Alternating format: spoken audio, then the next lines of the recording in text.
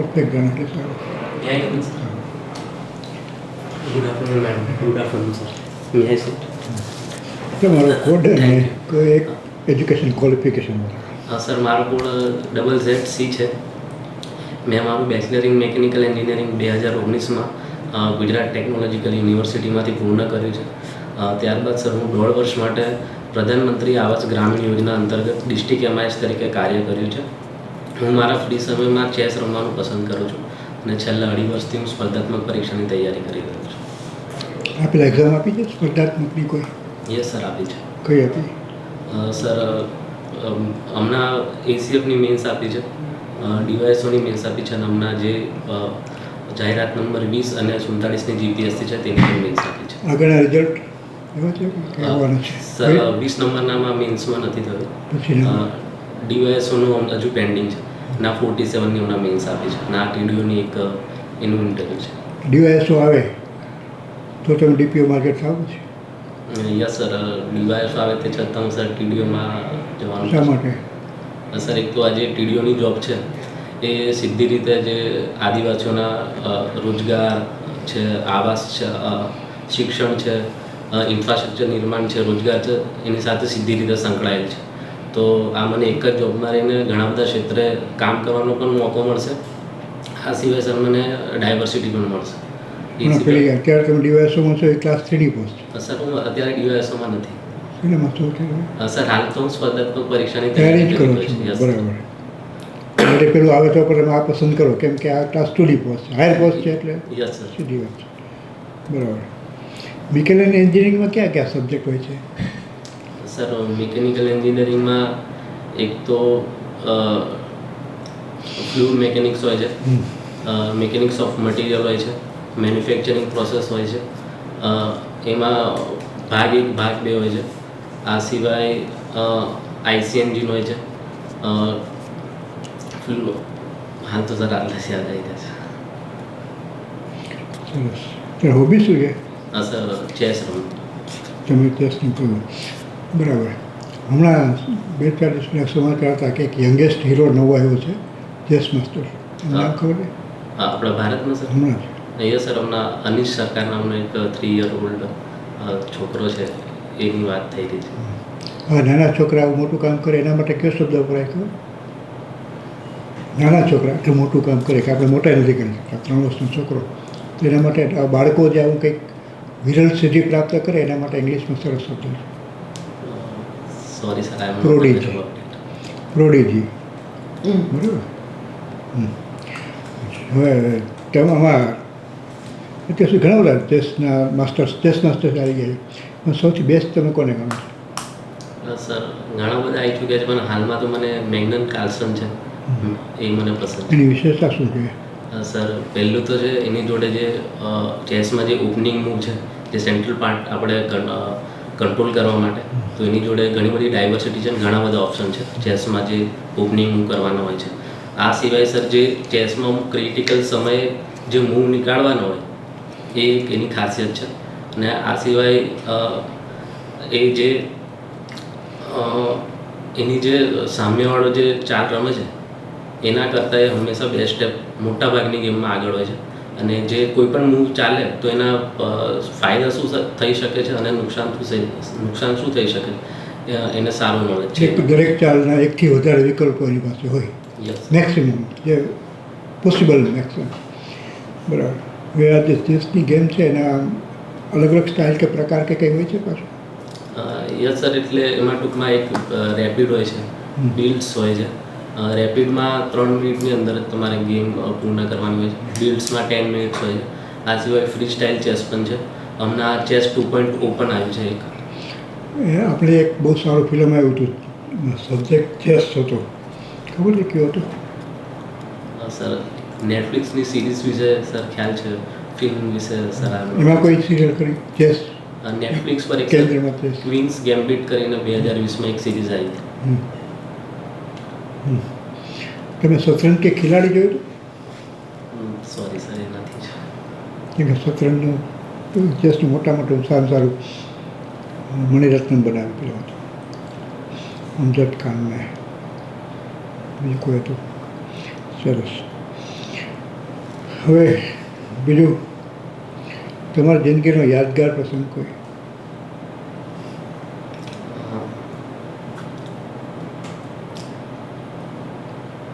તમે કાયમ યાદ રાખો ગમે અને કોઈને કહેવાનું ગમે કે આમ હતું? સર હાલમાં તો આ જે ફર્સ્ટ ટાઈમ જીપીએસસીનું ઇન્ટરવ્યૂ આવ્યું છે તો એ છે કે યાદગાર પ્રસંગ છે. તો એ મેં ભવિષ્યમાં બી લોકોને કહેવાનું પસંદ કરીશ કે એકવાર હું જીપીએસસીનું ઇન્ટરવ્યૂ આપીશ. ને પેલા ક્યારેક બીજું યાદ ઘટનાઓ નહીં બની હોય? તમે ડિગ્રીની તમારા હાથમાં આવ્યું, તમે 12th સારી રીતે પાસ કર્યું હોય, બીજું કયું? સર એક તો જ્યારે 2019માં એન્જિનિયરિંગની ડિગ્રી લીધી ત્યારે પણ હતું, કારણ કે અમારા પરિવારમાંથી પહેલો એવો વ્યક્તિ હતો જેને એન્જિનિયરિંગ સફળતાપૂર્વક પાસ કર્યું, તો એ બી એક પ્રાઉડ. તમને તો ખબર હશે કે આ આરટીઓમાં મિકેનિકલ એન્જિનિયરિંગની ભરતી થાય છે generally, RTO officer. Yes sir. એના માટે તમે પ્રયત્ન નથી કર્યા? સર એકવાર હું આરટીઓની પરીક્ષા માટે અપિયર થયો છું, પણ સર મારું મિકેનિકલ એન્જિનિયરિંગ મેં મારું બેચલર ઇન મિકેનિકલ એન્જિનિયરિંગ કર્યું છે, પણ મારું મિકેનિકલ એન્જિનિયરિંગમાં હું એટલો સારો નથી કે આવી કોઈ કોમ્પિટિટિવ પરીક્ષામાં જેનું એટલું સારું છે એમની જોડે કમ્પીટ કરું. એને કરતાં અમારે ત્યાં જે એન્વાયરમેન્ટ છે એ બી વહીવટી પરીક્ષાઓને લઈને વધારે છે, તેમાં ગાઈડન્સ ને એવું બધું સારું મળી રહે છે, એટલે સર પછી હું આ વહીવટી પરીક્ષાઓ તરફ જ ધ્યાન આપું છું. બરાબર. તમે આ ટીડી આજે પોસ્ટ છે તમે ટીડીઓ એમાં શું શું જાણો છો એના વિશે? Sorry sir? તમે જે પોસ્ટ માટે એપ્લાય કરો છો અને ઇન્ટરવ્યૂ આપવાના છો એ પોસ્ટ વિશે શું જાણો છો? સર આ જે ટીડીઓની જોબ હોય છે એમાં એક તો આપણને પ્રાઇવેટના વહીવટદારની ઓફિસમાં આપણને મૂકી શકે, જેમાં સામાન્યતઃ આપણે જે આદિવાસી વિસ્તારના જે વિકાસલક્ષી જે કાર્યો છે, માળખાગત સુવિધાઓના ઇમ્પ્રુવમેન્ટ માટે એમાં કરવાનું હોય છે.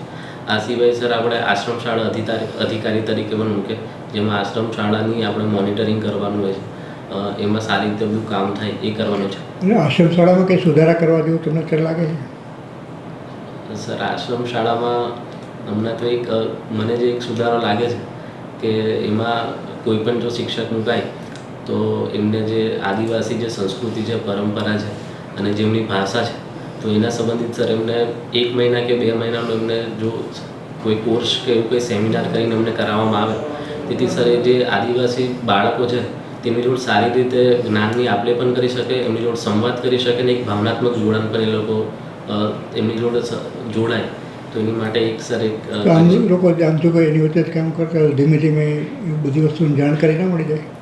ત્યાં સુધી સર ઘણા બાળકોનું નુકસાન થઈ શકે છે કે જ્યારે લોકો 2 મહિનામાં એટલો બધો ફાયદો ના થઈ જાય ને, 2-4 મહિના રહેતા તો સર એટલે એમને એક ટૂંકમાં બેઝિક નોલેજ આવી જાય. જો કોઈ બિન આદિજાતિ વિસ્તારમાંથી કોઈ આવે છે કોઈ, તો એમને એમની સંસ્કૃતિને જો સાવ અજાણ હોય તો ઘણી વસ્તુ એમને એ પણ લાગી શકે છે કે આ એની કરવાની જરૂર નથી. બરાબર. આમાં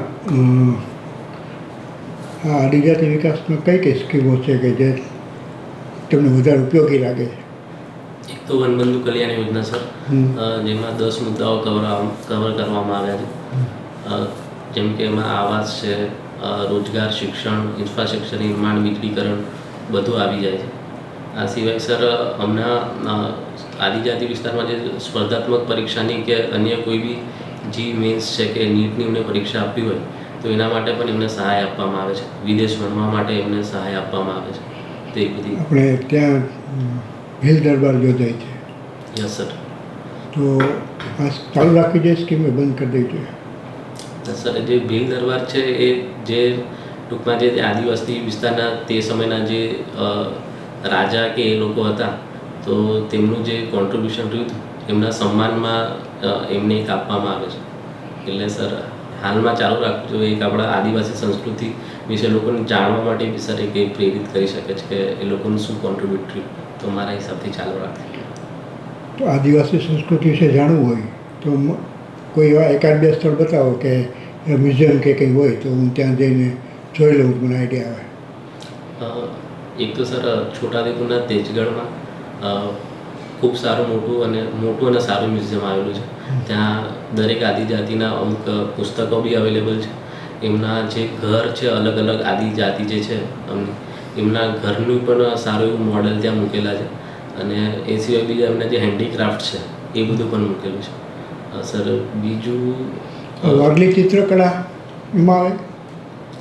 વલ્લી ચિત્રકલા એટલે સર એ દક્ષિણ ગુજરાતના જે કુકણા જાતિના લોકો હોય છે એ લોકો કરતા હોય છે. બરાબર. બીજી કઈ કઈ એમાં આવે? સર આપણા કરતાં જુદી હોય, સભ્ય સમાજથી જુદી હોય એ કઈ કઈ કળા હોય એમાં? હા સર, એક રાઠવા જાતિની છે પીઠોરા ચિત્રકળા છે. આ સિવાય ભીલોની ભરાડી ચિત્રકળા પણ એક છે. એ કેવી હોય ભરાડીમાં? સર એના વિશે ખ્યાલ નથી. જોડિયા પાવા લોકો આ વગાડે છે જાતે બનાવેલા સંગીતના સાધનોમાં. સોરી સર, એના વિશે ખ્યાલ નથી.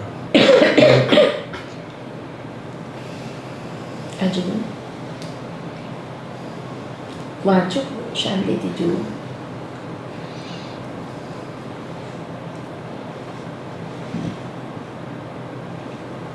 શું કહે છે કલામ સાહેબ? કે સર જ્યારે આપણે કોઈ પણ કામ કરતાં આપણે જો નિષ્ફળ થઈએ તો આપણે એને ટૂંકમાં છોડી ના દેવું જોઈએ.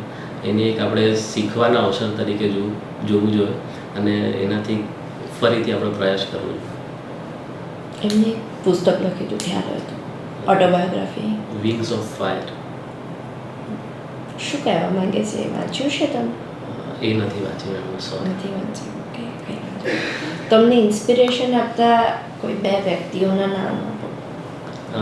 પહેલાં તો મારા મધર છે, કારણ કે એમને મેં એ ટૂંકમાં જે પરિસ્થિતિમાં બહુ ભણીને એ તે વખતે નીકળીને આવ્યા અને હમણાં બી સતત મહેનત કરે છે અને ક્યારેક શિક્ષક સર, શિક્ષક છે સર. એટલે 1980 તે વખતે જે અમારો વિસ્તાર હતો ત્યાંથી કોઈ લેડીઝને ભણાવતું નહોતું. ત્યારે એ ટૂંકમાં જે 10માની ને એની 12માની પરીક્ષામાં ટોપર પણ રહ્યા છે. એ પછી શિક્ષણ ક્ષેત્ર બી લગભગ 40 વર્ષથી કામ કરી રહ્યા છે, 38 વર્ષથી. અને હમણાં બી અમારે કોઈ બી જરૂર હોય કે અમને કોઈ સલાહ જોતી હોય કે કંઈ માર્ગદર્શન આપવાનું હોય તો હમણાં બી એટલા જ ઉત્સાહથી અને અમને એટલા ખુશીથી કશું પણ અમારી એના માટે કરે છે. તમારા પરિવાર સિવાયનું કોઈ બહારનું કોઈ પાત્ર ખરું કે જેના માટે તમે એને આદર્શ મોડેલ તરીકે સ્વીકારી શકો? સર, એક MS ધોની છે. એમની એક આદર્શ તરીકે, કારણ કે જે એક તો એમનું જે વિપરીત પરિસ્થિતિમાં જે શાંત રહીને એમને વિચારવાનું એક છે.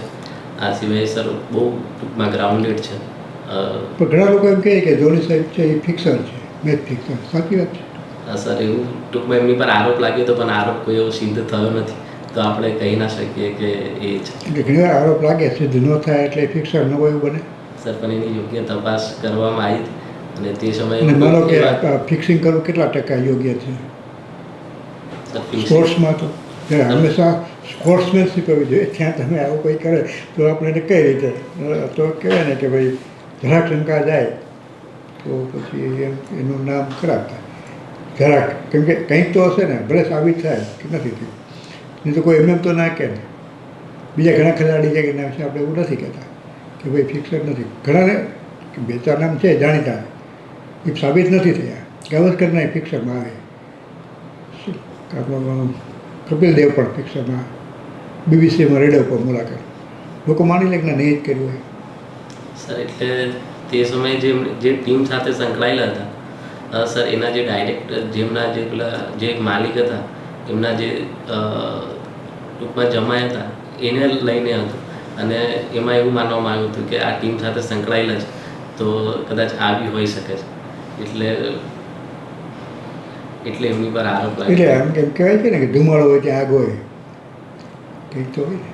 એટલે એમાં ઘણા બધા એની માટે સર બહુ એટલું મને એના વિશે ડિટેલ બી ખબર નથી. એટલે બરાબર. મેડમ પૂછવું કે શું જાણશો એમના વિશે, અબ્દુલ કલામ વિશે? પ્રથમ તો એમને જે આપણું જે અવકાશ ક્ષેત્રે જે વિકાસમાં એમનો ખૂબ મોટો ફાળો રહ્યો છે. જ્યારે આપણે જોડે જ્યારે કશું નહોતું ત્યારે વિજ્ઞાન અવકાશ ક્ષેત્રે એમને સારું કામ કર્યું છે. એ સિવાય આપણા ભારતના રાષ્ટ્રપતિ પણ રહ્યા છે. ઓકે. હવે તમે કીધું કે ગ્રામીણમાં કંઈક કામ કરો છો. પ્રધાનમંત્રી આવાસ ગ્રામીણ યોજના અંતર્ગત કામ કર્યું છે મેડમ, હાલ નથી કરતો. અચ્છા, એમાં શું કરતા હતા તમે? As a district MIS madam એમાં કાર્ય કરતો. એમાં મુખ્ય કામ જે આવાસ યોજના છે એના જે જિલ્લા કક્ષાએ જે આવાસ સોફ્ટ હોય છે એના સંબંધિત તમામ કાર્ય કરવાના હોય.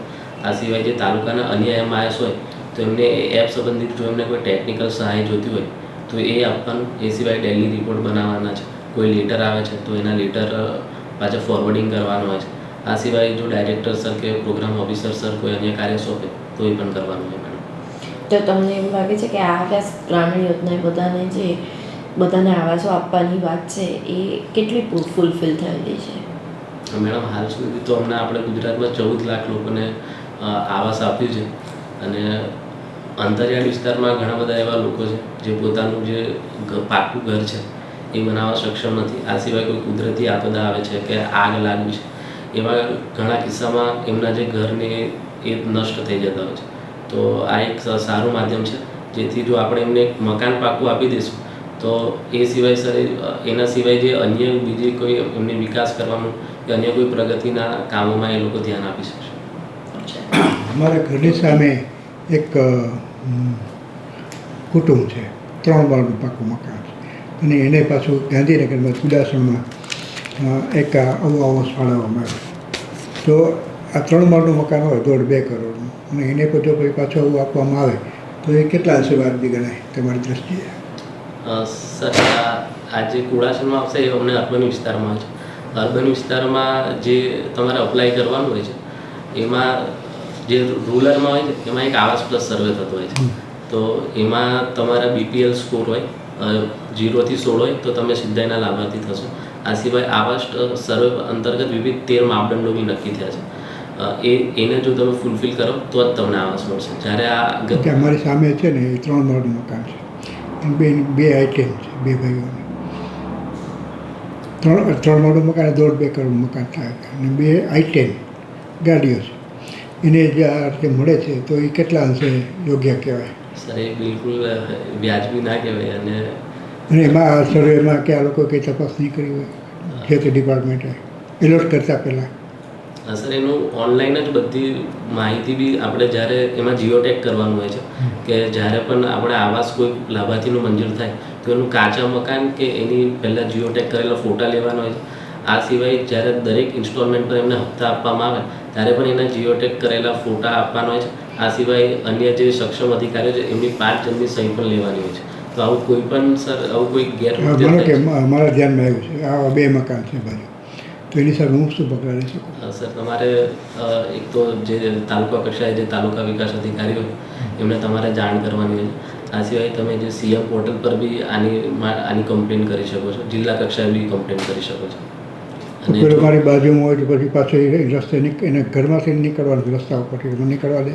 સર એમાં સામાન્ય તો ગોપનીયતા રાખવામાં આવતી હોય છે કે તમારી વિશે કોને કમ્પ્લેન કરી છે એની જાણકારી આપવામાં આવતી નથી. છતાંય તો આપણે અમદાવાદના કાકડા પીઠમાં કોઈ જાણકારી આપી હતી કે પેલો દારૂ વેચે છે તો પોલીસે પેલા પાર્ટીને કહ્યું કે તારી ફરિયાદ આવી છે, પેલા જઈને ત્યાં ધબધબાટી કરે. આવું થાય છે એના માટે આપણે શું કરી શકીએ? સર એના માટે એક શ્રેષ્ઠ માધ્યમ છે કે આપણે CM પોર્ટલ પર એના સંબંધિત આપણે કમ્પ્લેન કરીએ જેથી આવું કંઈ ના થાય પાછું? સર એમાં જો આપણી સમસ્યાનું નિરાકરણ નથી આવતું તો એમાં સર આપણે ફરીથી જે આપણો રેફરન્સ નાખીને આપણે જોડે જે ફરીથી એ સંબંધિત સમસ્યા છે એ ફરીથી આપણે ત્યાં કમ્પ્લેન કરી શકીએ છીએ. તો એનું સુચારી રીતે તો મૂળ વસ્તુ તો એ છે, શરૂઆતમાં તમે કહું સર્વે થાય, આ થાય, તે થાય બધું, છતાં એ લોકોને મળ્યું એનો મતલબ એમ કે ક્યાંક કંઈક છીંડા છે તો એ છીંડા દૂર કરવા પડે ને. એ કોણ કરે? એ તો સર એક તો મોનિટરિંગ એમાં આપણે વધારવું પડે અને જે વિવેકાધીન જે અમુક શક્તિઓ છે એને થોડીક ઓછી કરવી પડે અને બહુસ્તરીય મંજૂરી બી એની સામે પગલાં ના લેવા જોઈએ. આવું આટલું મોટું કરે છે એ લોકો, આ કૌભાંડ જ છે ને.